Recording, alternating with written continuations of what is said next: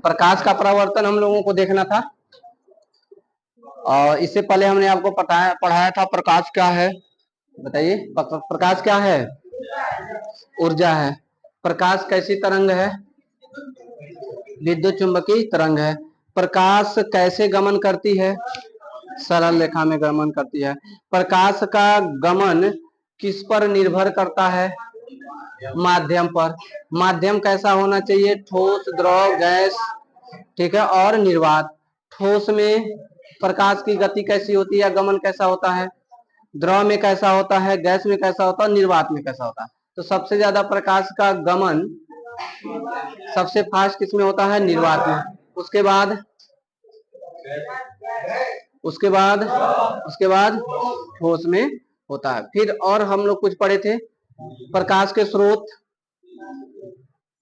पढ़े थे ना, कौन कौन से? दो स्रोत देखे थे, कौन कौन सा? कौन सा? दीप्त और अदीप्त। दीप्त प्रकाश स्रोत किनको कहते हैं? किनको? जो स्वयं प्रकाश क्या करते हैं? उत्पन्न करते हैं। जैसे सूर्य, तारे, बल्ब, ठीक है। अदीप्त प्रकाश के स्रोत कैसे होते हैं? हाँ, जो किसी दूसरे दीप्त प्रकाश स्रोत से प्रकाश लेते हैं और पुनः प्रकाश का परावर्तन करते हैं, तो ऐसे स्रोत को हम लोग कहते हैं अदीप्त प्रकाश के स्रोत। अदीप्त प्रकाश के स्रोत में कौन कौन आते हैं? सभी वस्तुएं आती हैं, द्रव्य आते हैं जो प्रकाश को परावर्तित करते हैं लेकर के दूसरे से, ठीक है। इसमें पृथ्वी किस प्रकार का प्रकाश का स्रोत है? अदीप्त है कि दीप्त है? अदीप्त है। क्यों अदीप्त है? क्योंकि यह दूसरे से प्रकाश लेके चमकती है। यहाँ तक हो गया था। हमने देखा था प्रकाशिक माध्यम। तो हमको प्रकाशिक माध्यम कितने रूपों में मिलता है? 3 रूपों में मिलता है। पहले को क्या कहते हैं? इधर ध्यान दीजिए, इधर। पहले माध्यम को क्या कहते हैं? पारदर्शक। पारदर्शक में प्रकाश क्या होता है, बताइए? प्रकाश का अधिकतम भाग गुजर जाता है या थोड़ा भाग गुजरता है, जिससे वस्तुएं दोनों तरफ दिखाई देती हैं। जैसे में उदाहरण क्या है? जल है, कांच है, ऑक्सी पेपर है। फिर दूसरा क्या है? दूसरा क्या है? अर्ध पारदर्शी। दूसरा क्या है? अर्ध पारदर्शी। अर्ध पारदर्शी का मतलब आंशिक प्रकाश का भाग क्या होता है? गुजर जाए। इसके मुख्य उदाहरण क्या है? घिसा हुआ शीशा या पिसा हुआ शीशा। हाँ, तैलीय कागज और दूषित जल, ये सब एनसीईआरटी में उदाहरण दिए हुए हैं, तो आपको ये उदाहरण याद रखना है। और अगला क्या होता है? अपारदर्शक, मतलब प्रकाश एक माध्यम से दूसरे माध्यम तक नहीं जा पाती, ऐसे माध्यम को हम लोग क्या कहते हैं? अपारदर्शक माध्यम कहते हैं। जैसे लोहा हो गया, लकड़ी हो गया, दीवार कर सकते हैं, ईटा कर सकते हैं, मतलब जिससे प्रकाश आर पार न जाए। और mister India, mister India, mister India क्या है? अरे मिस्टर इंडिया नहीं देखे आप लोग? देखे है ना, अनिल कपूर की मूवी है मिस्टर इंडिया। चलिए अगला हेडिंग डालेंगे, प्रकाश का परावर्तन। प्रकाश का परावर्तन। प्रकाश का परावर्तन। अच्छा, प्रकाश के परावर्तन को समझने से पहले इस पे एक क्वेश्चन बनता है, उस क्वेश्चन को हम लोग समझेंगे, ठीक है। प्रकाश का परावर्तन क्वेश्चन क्या बनता है, लिखे। जब कोई तरंग किसी दर्पण में से जब कोई तरंग किसी दर्पण में से परावर्तित होती है, जब कोई तरंग किसी दर्पण में से परावर्तित होती है,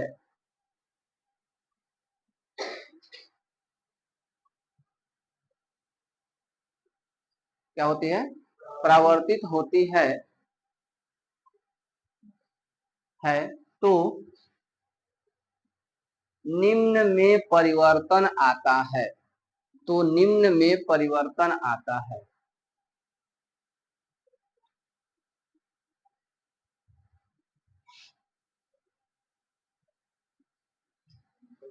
ऑप्शन ए है आयाम, ऑप्शन ए है आयाम, ऑप्शन बी है तरंग दैर्ध्य, ऑप्शन सी है वेग, वेग, वेग, और ऑप्शन डी है आवृत्ति। ये क्वेश्चन ग्रुप डी बहुत बार पूछा है और जनरल का। तरंग का मतलब क्या? कोई भी तरंग। जैसे मान लीजिए हमने एक शीशा लिया और इस शीशे पे मैंने प्रकाश को लाया तो प्रकाश यहाँ आएगा। तो प्रकाश जब आएगा तो इसकी कोई क्या होगी? वेग होगी कि नहीं होगी?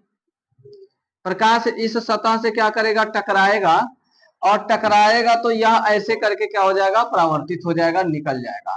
तो परावर्तन हमको देखना है। तो परावर्तन क्या है? प्रकाश का परावर्तन क्या है? जब किसी चमकदार सतह पे कोई प्रकाश आती है और वह क्या होती है?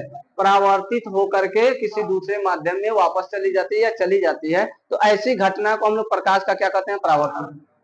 अगर हम कहें कि हमारे पास यह कोई सतह है और इस सतह पे कोई तरंग आ रहा है, ऐसे तरंग आया, टकराने के बाद निकलेगा ना?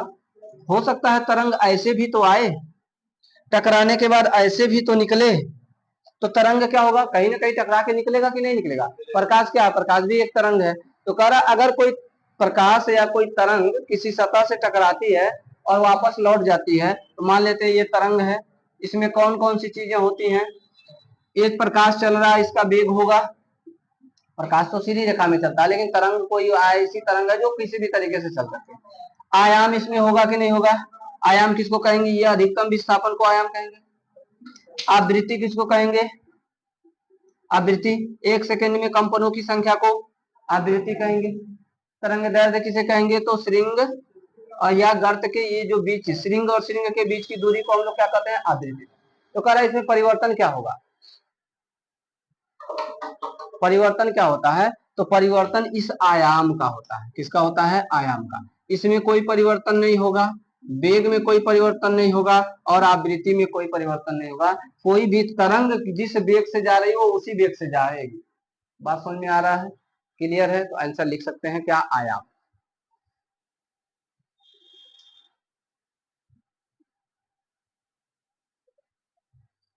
एक क्वेश्चन और कहता है, इसी तरीके का क्वेश्चन है, तब उसके बाद हम लोग प्रकाश का परावर्तन को समझेंगे। क्वेश्चन कहता है, जब प्रकाश किसी चमकीली सतह पर, क्वेश्चन लिखे, जब प्रकाश किसी चमकीली सतह पर आपतित होती है, आपतित होती है,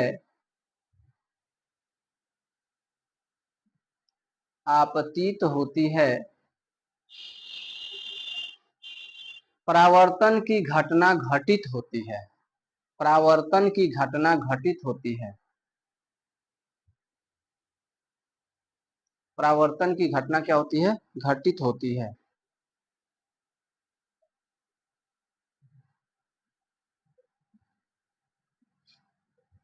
ऑप्शन ए है अनियमित, ऑप्शन ए है अनियमित, ऑप्शन बी है नियमित,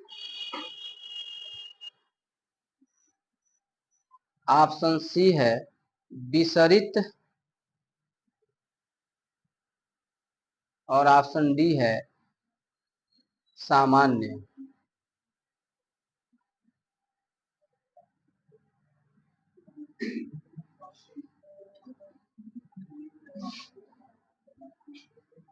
कौन सा आंसर होगा? अब समझिएगा, कहा कि क्या है? चमकीली सतह से टकराता, उसको हम लोग समझेंगे। अब यहाँ हम लोग समझते हैं प्रकाश का परावर्तन। तो देखिए, मान लेते हैं हम यह एक चमकीली सतह है कोई, या कोई शीशा है जिसके एक तरफ हमने क्या कर लिया? कलर कर लिया। प्रकाश यहाँ से क्या हो रही है? आ रही है, आ रही है, आ रही है, आ रही है कि नहीं आ रही? और यहाँ पे क्या हो जा रही है? टकरा रही है।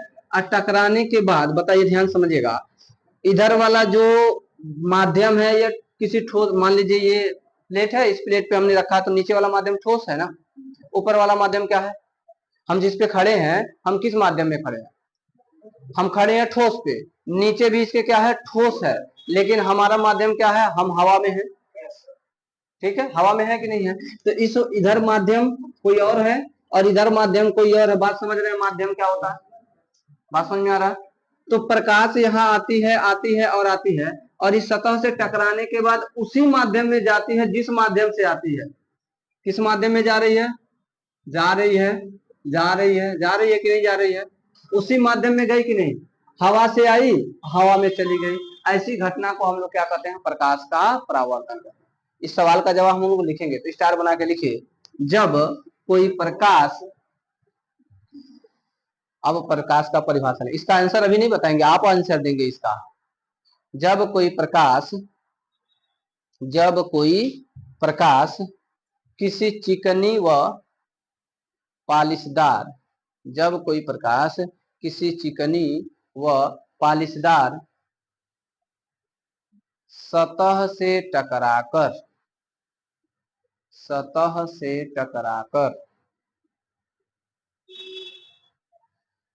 वापस उसी माध्यम में लौट जाती है, वापस उसी माध्यम में लौट जाती है,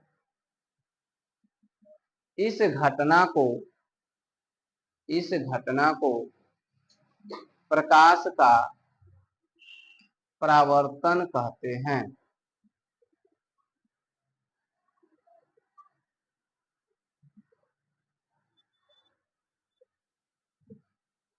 क्या कहते हैं? परावर्तन। ठीक, बात क्लियर है? अब देखिए इस घटना में क्या क्या फिक्स रहेगा, जरा बताएंगे तो हमको। इस घटना में क्या क्या फिक्स रहेगा, परिवर्तित नहीं होगा? बोलिए भाई, ये घटना हो रही है ना, ये प्रकाश सीधी रेखा में चलती है ना, जब सीधी रेखा में चलेगी इसका कोई आयाम होगा? जब सीधी रेखा में चलेगी इसका कोई तरंग दैर्ध्य होगा? भाई तरंग है तो भाई होगा। आवृत्ति कंपन करेगी, होगा।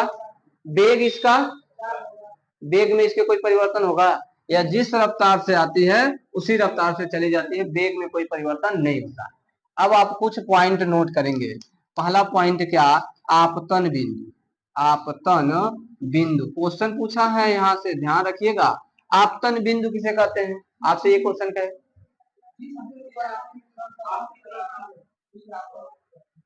या सीधे कहता है कि यदि कोई प्रकाश की किरण किसी दर्पण पे किसी बिंदु P पर मिलती है, तो इसमें से P को कहते हैं आपतन बिंदु। कहती है यदि कोई प्रकाश की किरण दर्पण की तरफ आती है तो उस प्रकाश की किरण को क्या कहते हैं? अब बताइए, हमने एक बैटरी लिया, चक दे बार दिया, जलाएंगे ना उसको, उससे क्या निकलेगा? प्रकाश निकलेगा। ठीक है, उससे क्या निकलेगा? प्रकाश निकलेगा। और जब प्रकाश निकलेगा तो हम मान लेते हैं बहुत सारा प्रकाश आता है, हम एक लेते हैं और देखते हैं, शीशे पे ऐसे भेजते हैं, चाहे यहाँ पे एक छेद कर दे तो इधर से प्रकाश जाएगी ना। तो जो प्रकाश इस शीशे की तरफ आ रही है, इस प्रकाश को हम लोग कहते हैं आपतित प्रकाश की किरण। टकराएगी कहाँ? आपतन बिंदु पे, और आपतन बिंदु से टकराने के बाद वह फिर किसी माध्यम में वापस लौटेगी, और जब वापस जाती है तो इस वाले किरण को हम लोग क्या कहते हैं?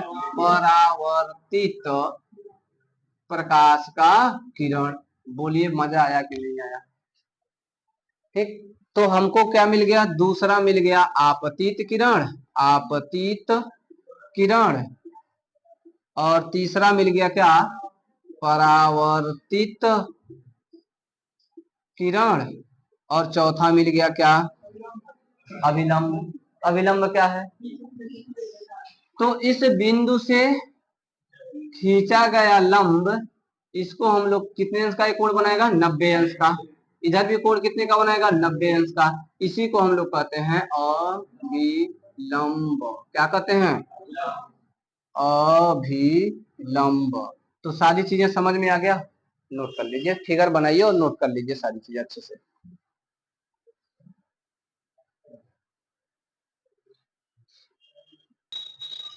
आपतन कोण और परावर्तन कोण, इसको मिटा देना।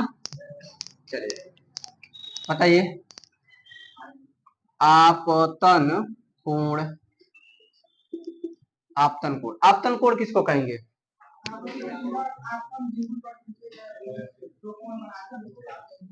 आपतन कोण किसे कहेंगे? यह कितना अंश बना है?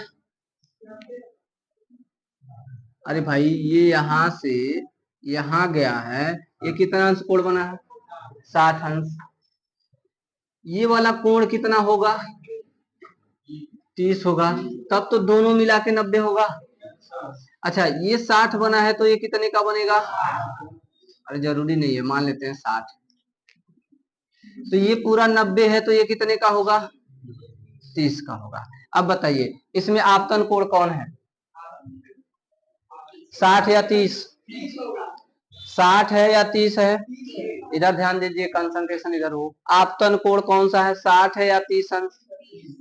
हम लोग गलती यही करते हैं ना, यही हमको समझ में नहीं आता है। कहता है कि एक आपतित किरण दर्पण के साथ 60 अंश का कोण बनाता है तो उसका परावर्तित कोण का मान बताइए, और हम लिख देते हैं आपतन कोण बराबर परावर्तन कोण 60 अंश मान। हो जाता है क्या? आप करते हैं ऐसे, एग्जामिनर करता है ऐसे। हाँ चलिए ध्यान दीजिए, इधर ध्यान दीजिए, पहले आपतन कोण समझ लीजिए है क्या। सवाल यहाँ से ग्रुप डी में आता है तो इतना गलती करते हैं बच्चे, सीधे आंसर मिलता है, हाँ 60 अंश दिया 60 अंश, लेकिन समझते नहीं है, प्रश्न को पढ़ते नहीं है ध्यान से, यही गलती हो जाता है। ध्यान समझिएगा, जब भी ये कौन सी किरण है? आपतित किरण, और ये क्या है? तो आपतन कोण और अभिलंब के बीच को हम लोग कहते हैं आपतन कोण कहते हैं। आपतित किरण और अभिलंब के बीच के कोण को हम लोग क्या कहते हैं? आपतन कोण। और आपतन कोण परावर्तन कोण के क्या होता है? बराबर होता है। परावर्तन कोण कौन सा होगा? तो यहां से यहां ऐसे निकला, तो अभिलंब से और परावर्तित किरण के बीच के कोण को हम लोग क्या कहते हैं? परावर्तन कोण। इसको हम लोग क्या कहेंगे? परावर्तन कोण कहेंगे। तो आपतन कोण और परावर्तन कोण समझ में आया। आपतन कोण क्या होता है लिखेंगे क्या? लिख लीजिए, अभिलंब और आपतित किरण के बीच के कोण को आपतन कोण कहते हैं। बड़ा खतरनाक लाइट दिया है बोले हैं आपतन सॉरी आपतित किरण और अभिलंब के बीच के कोण को हम लोग क्या कहते हैं? आपतन कोण कहते हैं। आपतन कोण कहते हैं। ठीक, अभिलंब और परावर्तित किरण के बीच के कोण को परावर्तित किरण कहते हैं। परावर्तित कोण कहते, परावर्तन कोण कहते हैं। अभिलंब और परावर्तित किरण के बीच के कोण को परावर्तन कोण कहते हैं। क्या कहते हैं? परावर्तन कोण कहते हैं।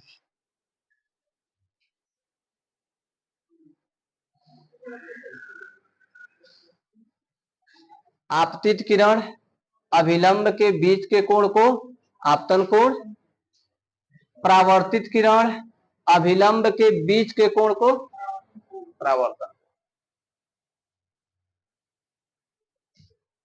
परावर्तन कोण कहते हैं।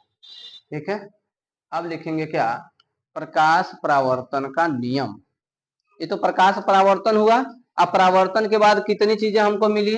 हमको मिल गया आपतन बिंदु, हमको मिल गया अभिलंब, हमको मिल गया आपतित किरण, हमको मिल गया परावर्तित किरण, हमको मिल गया आपतन कोण, हमको मिल गया परावर्तन कोण।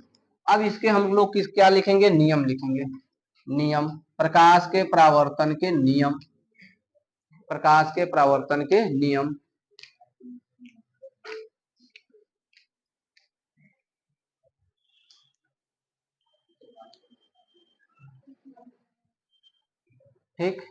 नियम में क्या है, पहला नियम आप लोग पढ़े होंगे, नहीं पढ़े होंगे, ध्यान दीजिए, बोर्ड पे देखेंगे, घर पे जाके एक बार रिवीजन करेंगे, क्वेश्चन सामने आएगा, टुक दे आंसर लगा देंगे, सही सही, गलती नहीं होगा। लेकिन जब आप बोर्ड पे नहीं ध्यान देंगे, बतियाएंगे इधर उधर, कंसंट्रेशन आपका नहीं रहेगा, तो टुक टाक करते रह जाएंगे, तब वो नहीं सही होगा। ठीक है, चलिए आगे देखते हैं। यहाँ देखिए, ध्यान से देखिएगा, ये एक माध्यम था, एक माध्यम था कि नहीं था? चलिए कोई बात, आप लोगों का ध्यान कहीं और रहता है। अरे आज जो आ रहा है आने दीजिए, जो जा रहा है जाने दीजिए, जो तोड़ रहा है तोड़ने दीजिए, जो फोड़ रहा है फोड़ने दीजिए। आपका ध्यान कहाँ होना चाहिए? ठीक है, यहाँ होना चाहिए। इस चीज को ध्यान रखिए, क्योंकि समय कीमती है हम लोगों के लिए। देखिए, ये कौन सा माध्यम था? कोई भी माध्यम था, वायु रहा होगा। भाई इस समय तो प्रैक्टिकल कर नहीं सकते हम लोग, शीशा लाके मेज पे रखे, उधर से प्रकाश जलाएं, ऐसे करें। ये कौन सा माध्यम है? एक माध्यम है कि नहीं है? अच्छा, यह जिस माध्यम में प्रकाश आ रही है, उसी माध्यम में प्रकाश जा रही है कि नहीं जा रही है? जिस माध्यम में प्रकाश आ रही है, उसी माध्यम में ये बिंदु है कि नहीं है? और जिस माध्यम में यह बिंदु है, उसी माध्यम में यह लंब है कि नहीं है? पहला नियम यही है। आपतित किरण, परावर्तित किरण, आपतन बिंदु और अभिलंब सभी एक ही माध्यम में या एक ही तल में होते हैं। नोट कर लीजिए। परावर्तन, प्रकाश परावर्तन का पहला नियम क्या लिखेंगे? आपतित किरण, परावर्तित किरण तथा अभिलंब तीनों, आपतित किरण, परावर्तित किरण तथा अभिलंब तीनों एक ही माध्यम में होते हैं। तीनों एक ही माध्यम में होते हैं। तीनों एक ही माध्यम में होते हैं। तीनों क्या होते हैं? एक ही माध्यम में या एक ही तल में होते हैं। तल भी लिखता है कहीं कहीं, माध्यम भी लिखता है, तो आप कंफ्यूज मत होइएगा। बात समझ में आ गया?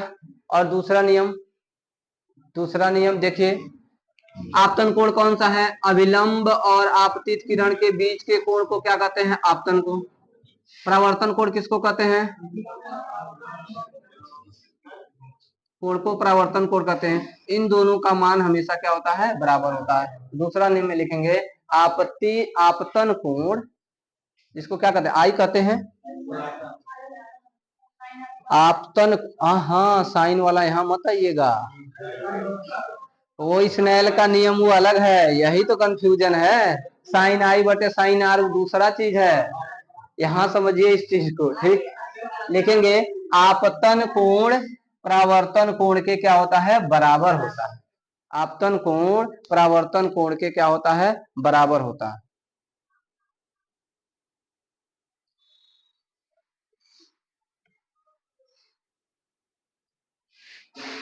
परावर्तन कोण के क्या होता है? बराबर। ठीक, कुल क्लियर है?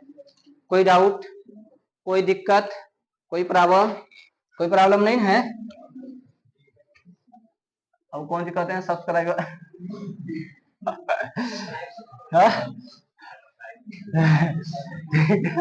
चलिए, अभी हम लोगों के प्रश्न का जवाब मिला क्या? अभी जो हम लोग प्रश्न लिखे उसका जवाब मिला? अभी नहीं मिला। अभी जवाब हमारे प्रश्न का नहीं मिला। एक प्रश्न बोले ना आपको। ठीक, अब परावर्तन को अगर हम देखें तो परावर्तन जो है अलग अलग तरीकों से होता है, और इसमें दो तरीकों से होता है। पहला तरीका क्या? अगर मान लीजिए हमारे पास एक सतह है और यह सतह चमकदार है और प्लेन है। क्या है? प्लेन तथा चमकदार है। चमकदार है। ठीक, एक सतह और हमारे पास है, नीचे बना देते हैं। ठीक, सतह जो है वह प्लेन नहीं है, उबड़ खाबड़ है। ठीक, अब बताइए, प्लेन है, इस पे प्रकाश ऐसे आएगा, ऐसे जाएगा कि नहीं जाएगा? ऐसे आएगा, ऐसे जाएगा, ऐसे आएगा, ऐसे जाएगा, जाएगा कि नहीं जाएगा? तो अगर प्रकाश ऐसे आ रहा है, ऐसे जा रहा है, ऐसे आ रहा है, ऐसे जा रहा है, इसका मतलब वो एक नियम से आ रहा है, नियम से जा रहा है। इसको हम लोग कहते हैं नियमित प्रकाश। यदि कोई प्रकाश किसी समतल पृष्ठ से परावर्तित होकर के गुजरती है तो उस प्रकाश का परावर्तन कौन सा परावर्तन कहलाता है? नियमित प्रकाश का परावर्तन कहलाता है। बताइए आंसर मिला कि नहीं? कौन सा आंसर लगाएंगे?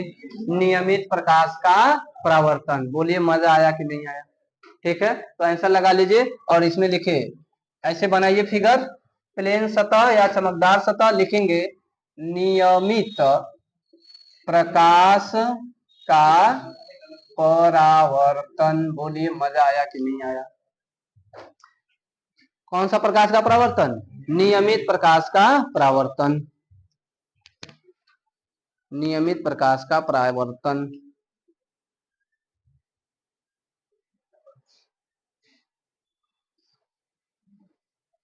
बोलिए, हो जाएगा क्वेश्चन। और दूसरा प्रकाश का परावर्तन क्या है? दूसरे को हम लोग क्या कहेंगे? अनियमित। मतलब प्रकाश यहाँ आई, ऐसे जाएगी, यहाँ आएगी तो ऐसे जाएगी, अब कहीं प्रकाश यहाँ आई तो ऐसे चली गई। इसको हम लोग कहते हैं अनियमित प्रकाश का परावर्तन। तो अनियमित प्रकाश का परावर्तन किससे होता है? खुरदुरे सतह से। अगर आपसे कहे खुरदरे सतह से किस प्रकार का प्रकाश का परावर्तन होता है? अनियमित होता है। और प्लेन से कैसा होता है? नियमित होता है। ये वाला प्रकाश का परावर्तन कैसा है? नियमित है। ये वाला कैसा है? ये वाला कैसा होगा? अनियमित। तो क्या हेडिंग डाल के ऐसे बना के लिख लेंगे? परिभाषा लिखवाने की जरूरत है?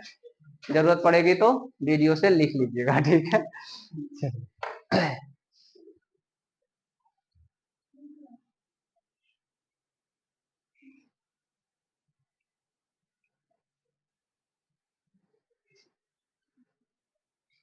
क्या होगा?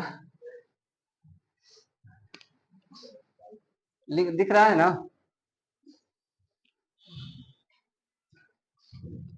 और चलिए, फीस उसके बारे में नहीं कर रहे हैं, आप लोग जमा भी नहीं कर रहे हैं, जमा किया करिए। जानते हैं बिना भोजन भजन होता नहीं है। हाँ, तो हमारे घर के नहीं हो तो आप कैसे चली?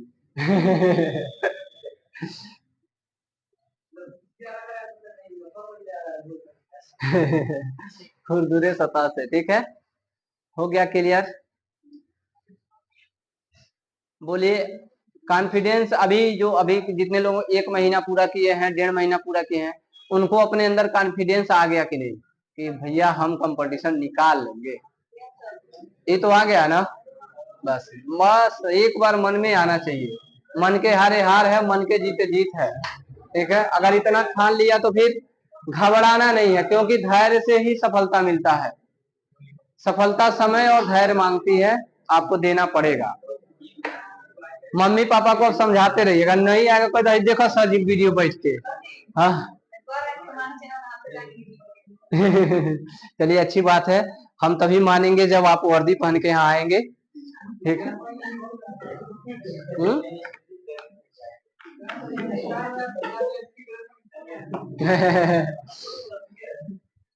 नहीं, जो सपना है उसका, ठीक है, सपना तो बड़ा होना चाहिए, ठीक है, सपना आपका बड़ा होना चाहिए, हौसला आपके पास होना चाहिए, धैर्य होना चाहिए, धैर्य बहुत जरूरी। चलिए अगला एक क्वेश्चन एकदम बहुत प्यारा सा। अब देखिए हम फिगर के माध्यम से सारी चीजें बताएंगे, तो डाटा नोट नहीं कराएंगे, लेकिन आप ऐसे नोट करिएगा कि घर पे जाके पढ़ें और समझ लें, ठीक? चलिए क्वेश्चन है, दिए गए चित्र में, क्वेश्चन लिखिए, दिए गए चित्र में परावर्तन कोण का मान ज्ञात कीजिए। दिए गए चित्र में परावर्तन कोण का मान ज्ञात करिए। अरे भाई ये एग्जाम में ग्रुप डी में पूछा है, सेम सवाल पूछ रहे हैं जो पूछा हुआ है। कहिए तो बता दे किस शिफ्ट में कहाँ का है ये सवाल, वो सब लिखे हुए हैं।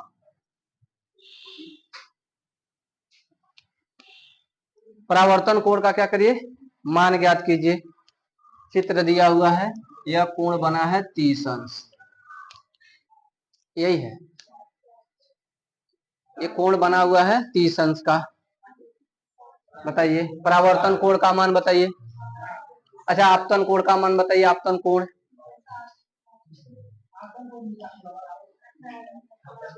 ठीक है, हम लोग यही क्या करते हैं, थोड़ा सा मिस्टेक करते हैं। क्वेश्चन में कहता है एक आपतित किरण सतह के साथ 30 अंश का कोण बनाती है, उसका परावर्तन कोण बनाइए बताइए।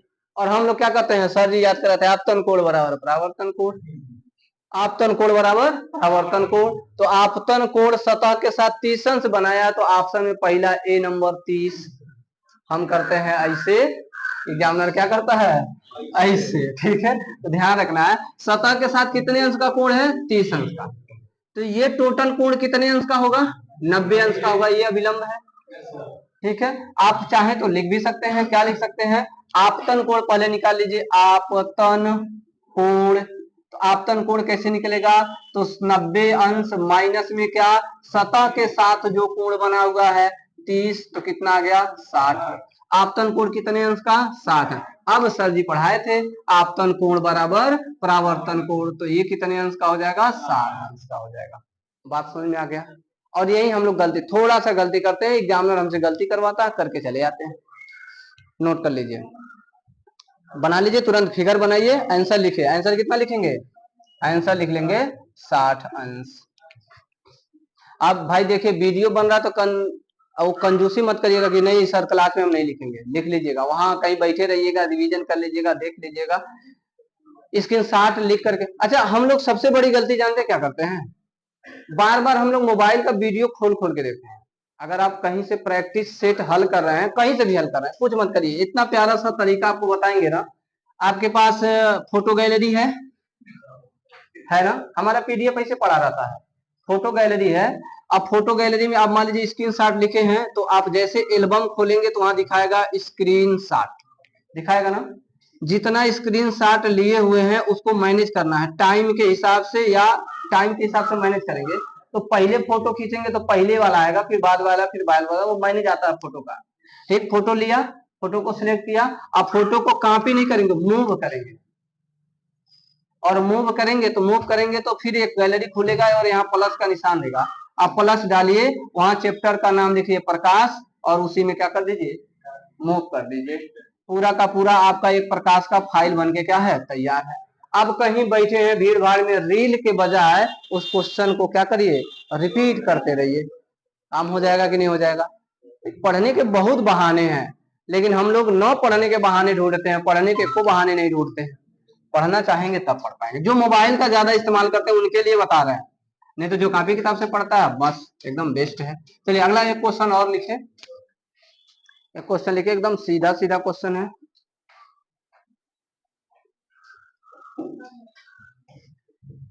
अगला क्वेश्चन लिखिए, यदि किसी समतल पृष्ठ पर आपतित किरण, यदि किसी समतल पृष्ठ पर आपतित किरण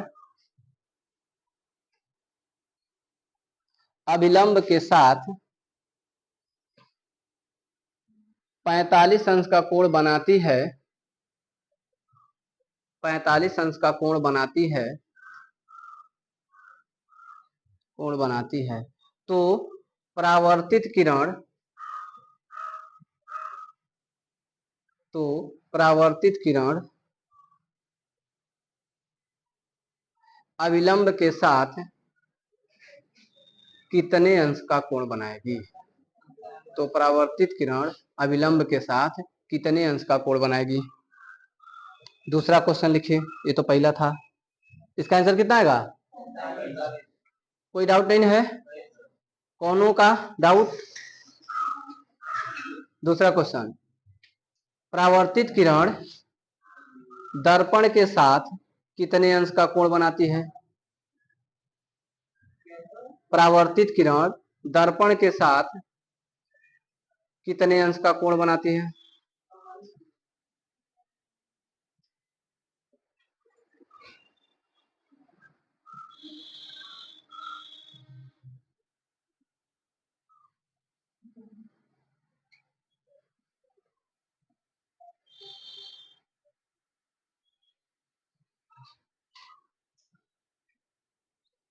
ठीक है, आंसर कितना आएगा? बस सीधे सीधे कुछ नहीं करना है, बस ऐसे लाइन खींचिए और लाइन के खींचने के बाद कहा अभिलंब और आपतन की आपतित किरण के बीच का कोण कितना है? 45। जब हाई 45 है तो हाई कितने का होगा? 45 का। कह रहा है कितने अंश का हाई कोण बन रहा है, तो टोटल कितने का है? 90 का है। 90 में से 45 क्या हो जाएगा? घट जाएगा। आंसर कितना आ गया? 45 अंश। बोलिए मजा आया कि नहीं आया? आ जाएगा। अब ऐसे क्वेश्चन में गलती नहीं करेंगे। अगर इस टाइप का क्वेश्चन पूछता है तो ऐसे ही पूछता है, थोड़ा सा इधर उधर घुमा घुमा करके क्या करता है? ग्रुप डी पूछता है। अगला हेडिंग रहेगा समतल दर्पण, और कल हम लोग पढ़ेंगे समतल दर्पण की विशेषता और समतल दर्पण से कितने प्रकार के फिगर बनते हैं, प्रतिबिंब बनते हैं, वो सारी चीजें पढ़ेंगे। ठीक है।